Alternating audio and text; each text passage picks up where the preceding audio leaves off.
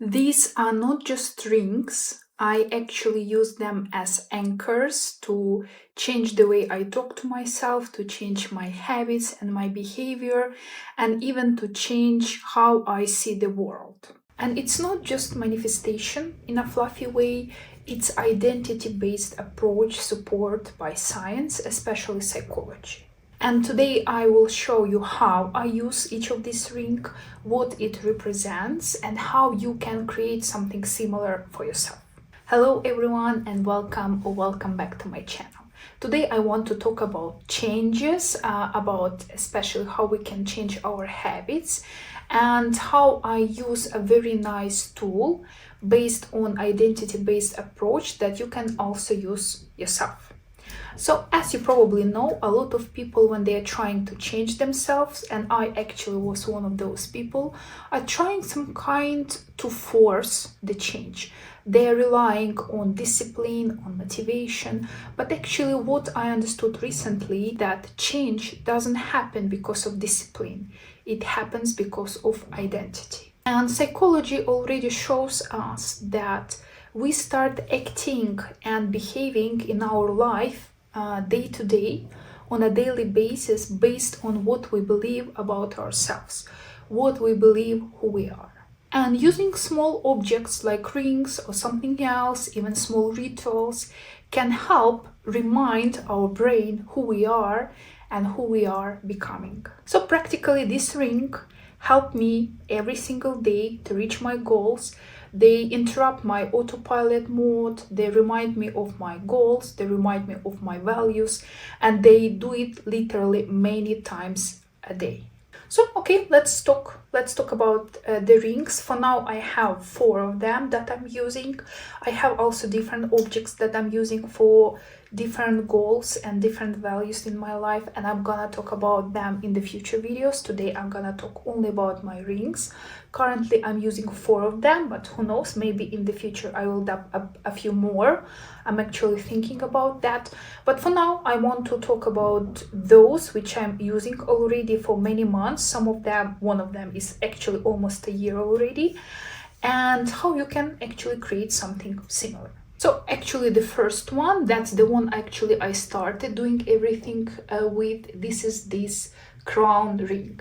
And in my case, crown ring represents something which is the most important, hence the crown, in my life right now. And it's about my health, which includes healthy habits like losing weight, because I'm again obese and it creates a lot of health risks, and about physical activity and being fit. So it practically represents my weight loss goals, that I'm actually want to lose weight, and that includes paying attention to what I'm eating and paying attention to physical activity.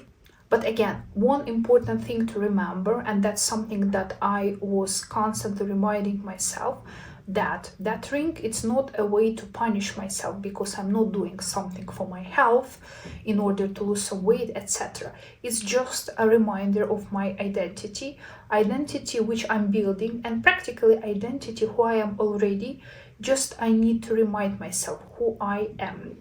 So kinda every morning when I put this ring on, and I'm actually in the morning putting all these rings intentionally, and I'm gonna talk about it a little bit later. But every time in the morning I put this ring on, or every time I notice it, every time I have like this kind of decision making process happening in my head, and I'm thinking what to do, and every time I'm touching this particular ring, it's a reminder for myself about my identity. And typically all of my identity-based tools connected with questions, and I already been talking about that in many of my previous videos, but kind of the idea is, when I'm touching this ring, when I see this ring, when I'm putting this ring on in the morning, I'm kind of asking myself, what can I do today for my health? Not something perfect, not something big, not something dramatic, but something realistic that I can do today. And my today can be different. On some days I have more free time, I have more energy, I'm kind of more motivated naturally, so I actually can do something more. On some days, bad days happens, bad days are part of our life, I can do less. So kind of the idea is not immediately have in my head a big idea, big goal, what exactly I'm gonna do. But kind of the idea is on a daily basis, ask myself and being honest and being curious when I'm answering this question, what can I do today for my goals? What can I do in order to support this healthy identity I'm building? And it can be just a 20-minute walk. It can be just a rest, because for me, rest it's something that definitely I'm not giving myself unconditionally, and this is something that I'm currently working actively on, because that's one of the main reasons why I'm actually using food as a coping mechanism to allow myself to rest. So rest can be a very good thing. It can be just go and have a nice sleep, go to bed earlier and have a nice good night's sleep, sleep enough hours. It's like stop screening before I'm sleeping, so stop using phone. It's like about having mindful meal, at least one per day. And you can find for yourself realistically what you can do in some particular days. But again, even if I'm not doing something, and that's important because that was my biggest problem, biggest mistake when I started doing it. Just because I'm not doing something, it doesn't mean that this ring is not working. It doesn't mean that I'm even not building my identity, because even those days when I'm doing nothing, even those days that I would call a failure before, I still contributing to my goal. They are still contributing to my identity. So this is only the reminder. It's not a way to punish myself. It's not a way to tell that I'm a failure and there is something wrong with me and I'm not reaching all those goals that I've decided to reach. It's just a simple reminder of who I am, because I'm already a healthy person.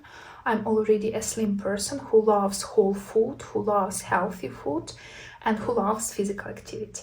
And I'm just constantly reminding myself, I'm already that person. I'm already her, just because I already have this ring. So the next ring I want to talk about, it's this kind of 2 heart ring. And I actually choose this ring with 2 hearts on purpose, because one heart represents self-love, another heart represents self-acceptance, and they are kind of connected in the way I see it. Also, for me, it's very important self-talk. It's kind of the part of this self stuff. But for self-talk, I'm using a mug, and actually that's gonna be one of my next videos. I'm also using a mug as an anchor to that particular habit. But ring I'm using for self-love and self-acceptance. And practically it is what it is. So every time I see this ring, every time I put this ring on in the morning, or I touch it, or I'm kind of thinking what to do, and my kind of decision depends on how much I love or how much I accept myself. Again, this ring is a very nice reminder. And again, for me, it also starts with a question.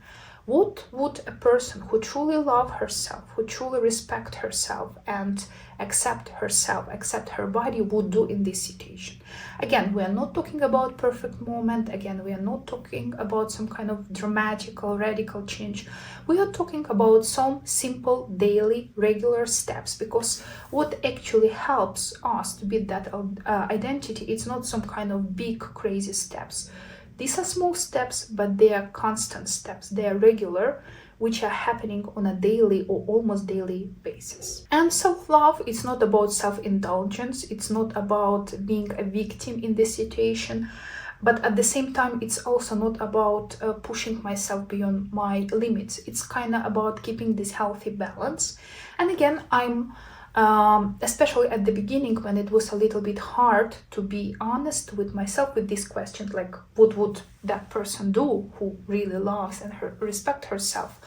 I suggest to start with somebody who is important in your life, your friend, your family member, your child. And if, for example, this significant person in your life would deal with these problems, what would you tell them? And again, as a loving, as a supportive person, what would you tell them? And actually, you need to tell yourself exactly the same words. This is how I was starting.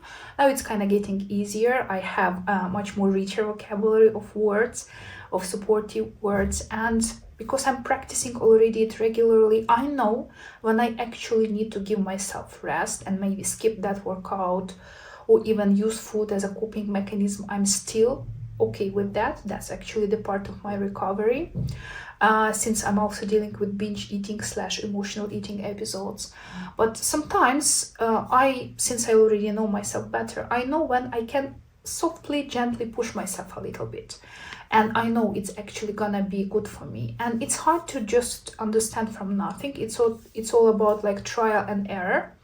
So the more you practice, the more you being honest with yourself, the more questions you ask, and you being honest when you're answering those questions, the easier it is to understand yourself and actually choosing the best tools for that particular situation or that particular day. So next ring I would like to talk, it's kind of this flower ring. I hope you can see it. So it's just like a bunch of some kind of flowers.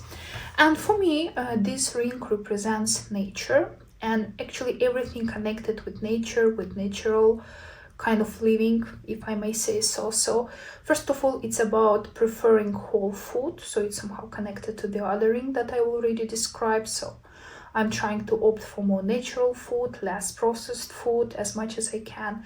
It's also about following my circadian rhythm. It's about getting up early and see the sun.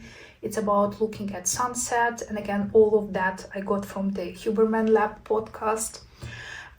So it's also about spending enough time outdoors and seeing enough daylight during the day, because again, psychology already tells us that it is important to spend around 2 days in the sunlight, and also it's especially important to spend them somewhere near trees, because again, trees seems contribute quite a lot also to the way our body deals with light, and it's quite complicated. Again, that's something that I heard in one of the last Huberman podcast episodes, and I really like that idea, so I'm also including. So but practically everything what is kind of natural, everything what brings me close to nature.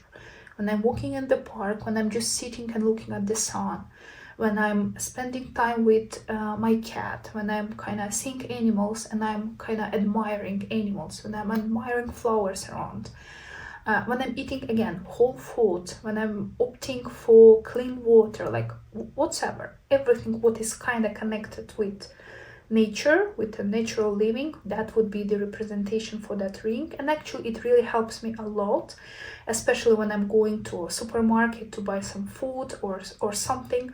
I especially consciously reminding myself about that ring, and when I'm doing and I have some kind of temptation to buy something, I'm actually looking at this ring and I'm trying to remind myself what I'm doing and why I'm doing and what kind of actually products I need to choose.